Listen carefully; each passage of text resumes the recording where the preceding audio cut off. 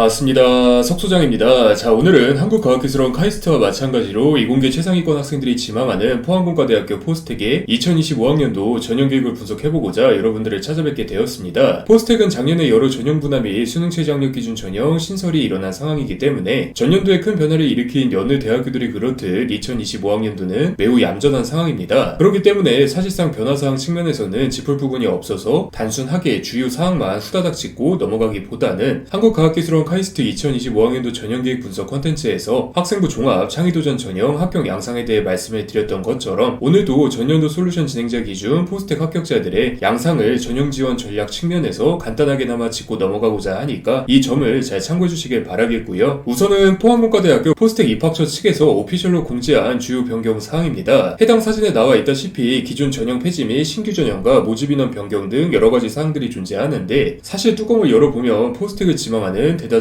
일반적인 학생들에게 영향력을 미칠 만한 큰 변경 사항들이 없습니다. 우선 학생부 종합 기회균형 농어촌 전형의 경우 폐지라고는 하지만 사실상 해당 농어촌 관련 자격이 2025학년도에 들어서 신설된 학생부 종합 기회균형 통합 전형으로 들어오면서 정원의 모집 인원이 정원 내 모집 인원으로 변경된 것이 전부이고요. 학생부 종합 기회균형 특성화 고조 재직자 전형 역시 연구중심 대학교인 포스텍의 입지와 방향성을 생각을 해봤을 때 정말 왜 생겼던 것이지 정원의 모집 시 별도 추가 지원을 받기로 교육부 측과 이야기가 된 것이 아니면 굳이 선발할 이유가 없는데 그런 느낌이 들었던 전형이었는데 아니나 다를까 2025학년도에 들어서는 다시 폐지가 되었습니다. 학생부 종합 기회균형 통합 전형 내에 6가지 지원 자격 중에 해당 특성화 구조 재직자 등 관련 지원 자격은 빠져 있는 것을 보면은 정말 석소장의 생각대로 당해 연도에 한해서 추가 지원을 받을 수 있어서 일시적으로만 넣어놓았던 것이 아닐까 하는 생각이 드는 것이 사실인데 사실 큰 영향력을 미칠 만한 전형은 아니라서 넘어가도록 하겠고요. 그 다음은 포항공과대학교 포스텍 2025-2024학년도 전형교육 모집 인원 증감 비교 자료입니다. 포스텍의 경우 정시 전형 모집도 없고 모집 인원 자체도 소규모인지라 다른 대학교와는 달리 정원내 전형과 정원외 전형을 통합해서 기재를 해두었고요. 학생부 종합 일반 전형 1 전형부터 학생부 종합 기회균형 통합 전형까지는 정원내 모집 전형이고 나머지는 정원외 모집 전형입니다. 해당 자료를 살펴보면 이래저래 인원 변화가 많은 것처럼 보이는데 위에서 말씀드린 것처럼 실효성이 있는 변화는 거의 없고 단순하게 학생부 종합 일반 전형 2 전형의 모집 인원을 10명 떼어다가 신설된 정원내 전형인 학생부 종합 기회균형 통합 전형에 모집 인원을 부어놓고 학생부 종합 반도체공학인재 2 전형에 모집 인원을 5명 떼어다가 학생부 종합 반도체공학인재 전형 1 전형에 부어놓은 양상으로 요약이 가능합니다. 수능체제 학력 기준을 요구하는 전형의 모집 인원을 이래저래 떼어다가 활용했다라고 이해를 하시면 되는데요. 포스텍이 원래부터 수능체제 학력 기준을 그렇게 좋아하지 않았던 학교임을 고려한다면 사실상 당연한 조치라고 할 수가 있습니다. 석소장이 이렇게 말씀드리면 포스텍이 정말 수능을 싫어하는지 궁금해하시는 분들이 계실 듯한데 실제로도 수능체제 학력 기준을 안 좋아해서 여태껏 꾸준히 적용하지 않고 있다가 심지어 정시 모집도 옛날에 한번 했다가 이후로부터 쭉 하지 않고 있고 자기소개서를 그대로 활용할 수 있는 과기부 소속 다른 과학기술원들과 다르게 포스텍은 교육부 소속이기 때문에 2024학년도에 들어서 전면적으로 자기소개서를 폐지해야 했고 이에 따라서 2024학년도에 들어서 어쩔 수 없이 대응책으로 기존 수능체제 학력 기준 미적용 전형들을 분할해서 운영하는 새로운 전형 구조를 공지했습니다. 어떻게 보면 수능체제 학력 기준을 적용하고 싶어서 적용하는 것이 아니라 자기소개서도 폐지된 마당에 쓸 수 있는 평가카드가 딱히 없어서 어쩔 수 없이 보편적인 수능체제 학력 기준을 토대로 해당 2 전형들을 운영하는 측면이 강하기 때문에 어차피 모집 인원을 조정해야 하는 상황이라면 2 전형들을 조정하는 흐름이라고 생각을 하시면 될 것 같고요. 이전에 말씀드렸다시피 일종의 우선선발형 꼼수 제도인 패스파인더 제도를 운영하는 건 역시 위의 흐름과 마찬가지 결인 교육부 소속의 종합대학교이지만 다른 과학기술원들처럼 우리 학교에 충성도 높은 인재를 선발하기 위한 포스텍 나름의 자구책이라고 할 수가 있는 것이고요. 이러한 상황을 인지했을 때 이래저래 수능체제 학력 기준 유무에 따라서 지원 전략을 잘 대비하는 것이 성공적인 포스텍 입시를 위한 가장 중요한 선택이라고 할 수가 있는데 이 부분도 아래의 내용을 살피시면 살짝 물음표스러운 학생 학부모님들이 좀 계실 것 같습니다. 우선은 이 부분에 대해서 자세하게 설명을 드리기 위해서 다음 탭으로 넘어가 보도록 할 예정이고요. 자, 가장 먼저 가장 큰 논점인 이 2 전형의 정체성에 대해서 말씀을 드려보고자 합니다. 2 전형의 경우 위의 사진과 같은 수능체제 학력 기준을 요구하고 있고요. 여느 주요 종합대학교에서는 살펴보기 어려운 수학과 과학 역량을 중심으로 하는 신기한 수능체제 학력 기준을 요구하고 있습니다. 포스텍이 연구중심 대학교를 표방하기에 수학과 과학 역량을 중점 역량으로 삼는 것은 전혀 이상한 일이 아니지만 글로벌 연구 선도라는 목적성을 위해서 어떻게 보면 수학과 과학 역량보다 더 필수적인 영어 역량은 하나도 요구하고 있지 않다는 것이 살짝 기묘하기는 했는데 이 기묘함이 수시 원서를 접수하시는 학생과 학부모님들 그리고 석 소장 입장에서는 생각보다 매우 크게 작용한다는 점을 먼저 인지를 해주시길 바라겠고요. 아무튼 과학고와 영재학교 학생들 중 수능 최저학력 기준을 적극적으로 준비하는 학생들은 거의 없는 것이 현실이기에 또한 서울대학교 학생부 종합 일반 전형, 고려대학교 학생부 종합 계열적합 전형, 여러 과학기술원의 학생부 종합 전형 등 포스텍의 대체제로 작용할 수 있는 여러 대학교의 전형 구성을 살폈을 때 수능 최저학력 기준을 요구하지 않는 대학교들이 다수라 석 소장은 이 두 전형이 당연하게도 일반고와 자율고, 특히 자공고 학생들을 위한 전형이라고 판단을 했었습니다. 자사고 및 과학고와 영재학교 학생들에 비하면 일반고와 자공고 학생들의 비교과는 당연하게도 부족할 수밖에 없어서 동일 기준선에서 평가가 어렵기 때문에 포스텍 측에서 일반고 및 자공고 학생 여러분, 자사고 및 과학고와 영재학교 학생들과 함께 평가받는 것을 두려워하며 지원 자체를 꺼리기보다는 우리가 정한 수학과 과학 역량 중심 수능 최저학력 기준을 채우면 자사고 및 과학고와 영재학교 학생들 대비 부족하다고 여겨질 수 있는 수학과 과학 역량도 어느 정도 확보되어 있는 것으로 여기고 우리 포스텍이 알아서 커버해서 평가를 할게요 라는 관점으로 전형을 신설했다라고 여긴 것이었습니다. 다만 막상 2023년 9월경 석 소장과 여러 학생 학부모님들이 포스텍 입학처에 직접 문의를 해본 결과 들려왔던 답변들은 대부분 이 투 전형이 일반고 학생들을 위한 전형이 아니라는 답변이었습니다. 조금 더 사실적으로 표현을 하자면 투 전형이 과학고와 영재학교 내에서 내신 경쟁에 밀려 학교 차원에서 포스텍 지원이 실질적으로 어려운 학생들을 위한 전형이었다는 의미이기도 한데요. 어차피 과학고와 영재학교에 재학 중이라는 것 자체가 수학과 과학 역량에 있어서는 평균 이상일 것이기에 부족한 내신 등급을 수학과 과학 역량 중심의 수능 최저학력 기준으로 대체 및 감안해서 평가를 해주겠다라는 의도를 담고 있었다는 의미이기도 합니다. 일반고 및 자공고 학생들의 부족한 비교과 대체용인 줄 알았던 수능 최저학력 기준이 사실 알고 보니까 과학고 및 영재학교 학생들의 부족한 내신 등급 대체용이었던 상황인 것이죠. 석 소장이 영어에 대해 느낀 기묘함도 관점을 살짝만 다르게 하면은 수학과 과학은 굉장히 잘하는데 영어는 굉장히 취약한 과학고와 영재학교 학생들을 위한 배려 정도로 해석이 가능하고요. 뿐만 아니라 실제로도 2023년 9월 당시 일반고와 자공고 소속 학생과 학부모님들께서는 고등학교가 어디시죠? 뭐뭐 고등학교입니다. 아 그럼 수능 최저학력 기준 없는 전형으로 지원하시는 것이 낫습니다 라는 입학처 담당자와의 통화가, 그리고 과학고와 영재학교 소속 학생 학부모님들께서는 고등학교가 어디시죠? 뭐뭐 고등학교입니다. 아 그럼 수능 최저학력 기준 채우는 전형으로 지원하시는 것이 낫습니다 라는 입학처 담당자와의 통화가 꽤 일맥상통하게